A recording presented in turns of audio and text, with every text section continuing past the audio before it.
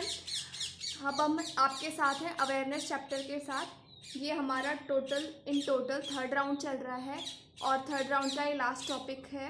Awareness का ये third video है। 2 वीडियोस पहले आ चुके हैं और अगर आप नए हैं तो पहले के 2 वीडियोस को आप पहले देख कर फिर यहाँ आएँ। और टीचिंग एप्टीट्यूड इंग्लिश का ये 18th वीडियो है। हिंदी के 10 वीडियोस हम अलग से बना चुके हैं, हालांकि हम कोशिश कर रहे हैं कि इंग्लिश वाले वीडियोस में भी हम हिंदी अनुवाद कर सकें जितना हम करें। और आपसे आशा है कि आप वीडियो आखिरी तक देखेंगे और देखें भी, क्योंकि आपके फ़ायदे के लिए कोई एड्स तो बीच में है नहीं। और अगर आप नए हैं हमारे चैनल पे तो प्लीज़ सब्सक्राइब करें और बेल बटन को दबाएं ताकि आपको हमारे नए वीडियोस के नोटिफिकेशन टाइम टू टाइम मिलते रहें। तो चलिए हम स्टार्ट करते हैं अवेयरनेस के थर्ड वीडियो से। 31 तक के क्वेश्चंस हम पिछले 2 राउंड्स में कवर कर चुके हैं। अब हम 32nd क्वेश्चन से स्टार्ट करते हैं। If you have made a plan to see the movie with your students which is based on witchcraft, after seeing it the students have developed favorable faith to these things, what will you do in such circumstances? Answer would be C. You will analyze it scientifically. तो आपने अपने student के साथ ऐसी कोई movie देखी जो जादू टोना डायन चुड़ैल आदि से संबंधित है, जैसे कि हैरी पॉटर है, और आपके स्टूडेंट्स के मन में फेवरेबल फेथ, उनमें विश्वास जैसी कोई भावनाएं पैदा हो गई हैं, तो ऐसी परिस्थिति में आप क्या करेंगे? तो इसका उत्तर होगा सी। आप वैज्ञानिक तरीके से उनका विश्लेषण करके उन्हें समझाएंगे। ठीक है। If an organization 33rd question, if an organization works for the slogan remove casteism and reorganize the society, what attitude you will have towards it? Option A would be the answer. I will try to join it as a member. ये question कहना चाह रहा है कि ऐसा कोई संगठन है जिसका स्लोगन है कि जातिवाद हटाइए और समाज का पुनर्गठन कीजिए, तो आप ऐसे संगठन के प्रति क्या रवैया अपनाएंगे? तो इसका उत्तर होना चाहिए ए, कि मैं इस संगठन का सदस्य बनने का जल्दी से जल्दी प्रयास करूँगा। ठीक है।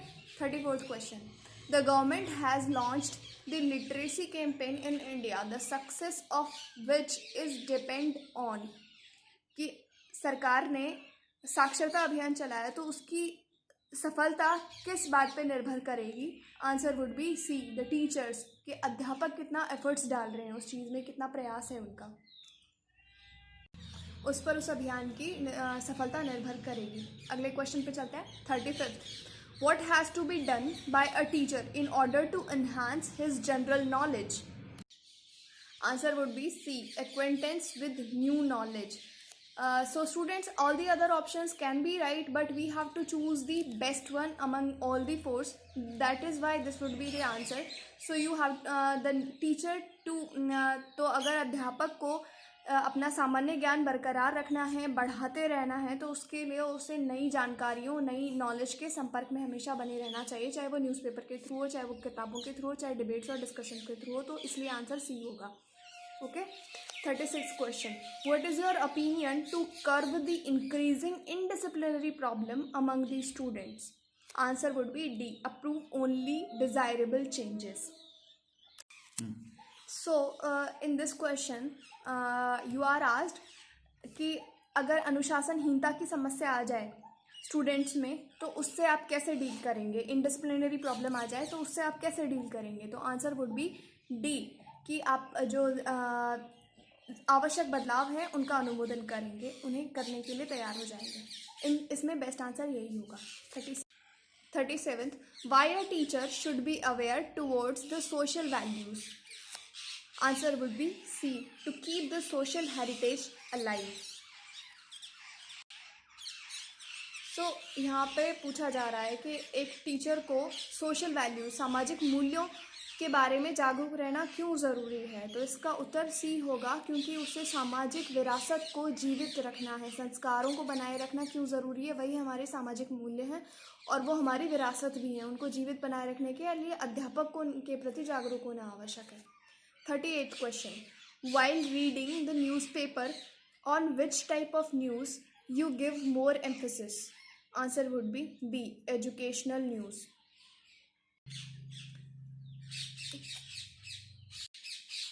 38th question. While reading the newspaper, on which type of news you give more emphasis? कि आप अधिक फोकस किस तरीके के न्यूज़ पर करते हैं जब आप अखबार पढ़ते हैं? तो इसका उत्तर होगा बी, आप शिक्षा संबंधित न्यूज़ पर ज़्यादा ध्यान देंगे, चाहे आप पॉलिटिकल न्यूज़ पढ़ें, चाहे एम्प्लॉयमेंट पढ़ें, चाहे एक्सीडेंटल पढ़ें। क्योंकि एम्प्लॉयमेंट आप इसलिए पढ़ेंगे क्योंकि आप अनएम्प्लॉयड होंगे तो आप एम्प्लॉयमेंट पे ध्यान देंगे, लेकिन because you are going in the education field, you are going to be a teacher, you are going for this exam, this is why you have to check this answer only. Okay, इसीलिए आपको ये इस पे शिक्षा संबंधी news पर टिक करना ज़रूरी हो जाएगा। So your answer would be B, educational news, शिक्षा संबंधी समाचार। Okay, 39th question.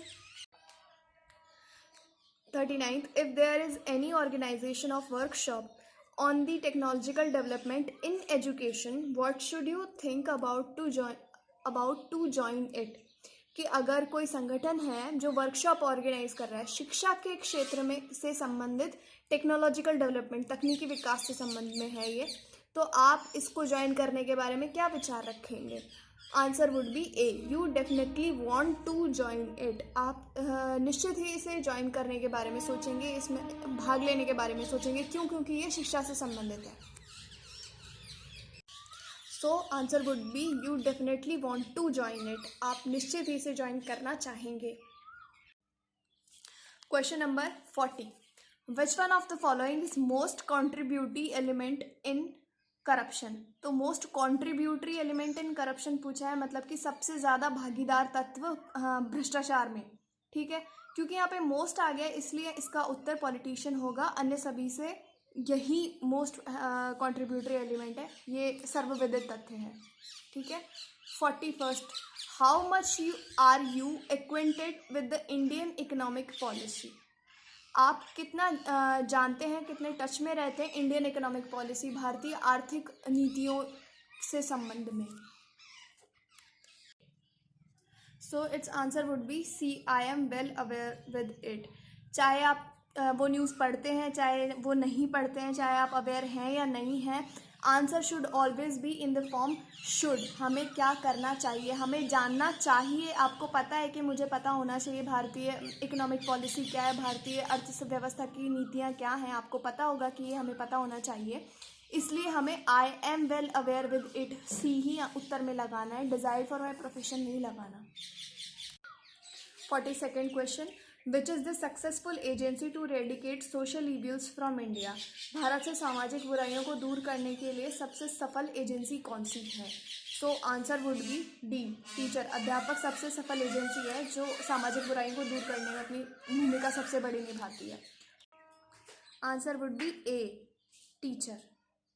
So we move on 43rd question, what sort of opinion you have about this scheme of reservation for scheduled caste, scheduled tribe and other backward caste in India? कि आपका क्या opinion है, किस तरीके का opinion आप रखते हैं जो भारत में योजना बनाई गई है आरक्षण के लिए, SC ST और अदर OBC के लिए, तो आप इसके बारे में क्या ओपिनियन रखते हैं? तो दोस्तों, हमेशा आपका उत्तर जो होता है सरकारी एग्ज़ाम से रिलेटेड, वो हमेशा सरकारी योजनाओं के पक्ष में ही होना चाहिए। ठीक है, तो अब जब आप ABCD में देखेंगे तो अभी रिसेंटली जैसे इकोनॉमिक बेसिस पे रिजर्वेशन लागू किया है गवर्नमेंट ने, तो इन चारों ऑप्शंस में बी सबसे निकटतम उत्तर होना चाहिए आपका। इस संदर्भ में भी reservation should be given on economic basis. आप अब सरकार की नीति तो ये है कि reservation should be continued at all levels, लेकिन हम अपोजिशन के तौर पे या कुछ अपोजिट आंसर देने के तौर पे सवाल तो नहीं उठा सकते सरकारी नीतियों पे। तो 43rd क्वेश्चन में चारों उत्तर हो सकते हैं, चारों कहीं ना कहीं सही है, लेकिन आपका टीचर होने के नाते सबसे बैलेंस्ड आंसर बी होना चाहिए। ठीक है, 44th question, while you are invigilating in examination hall, your students ask some question. What will you do in this condition? Answer would be D. You will explain that it is wrong habit.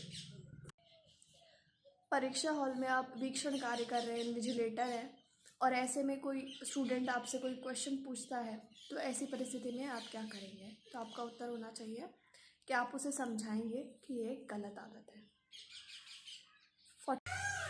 45th question, in your opinion what is essential to develop moral values among the students? कि आपके विद्यार्थियों में moral values, नैतिक मूल्य विकसित करने के लिए सबसे आवश्यक क्या है? Answer would be D, discrimination between good and bad. तो देखिए, अगर आप शुरू से सारे पढ़ते आएंगे तो आपको लगेगा ये भी सही हो सकता है, ये भी, होम एनवायरनमेंट भी सही हो सकता है, लेकिन सबसे सही आंसर होगा कि उस व्यक्ति को पता होना चाहिए कि सही और गलत, अच्छा और बुरे में अंतर करना आना चाहिए। ठीक है।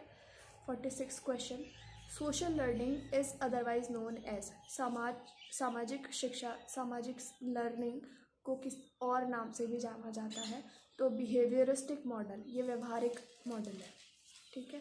47th question, the state of complacency and unconcern that runs counter to objective circumstances and is found to involve mimic and general locomotor animation is popularly known as, answer would be A, euphoria. Euphoria होता है हमेशा खुश रहना, उल्लास में रहना, ऐसी स्थिति।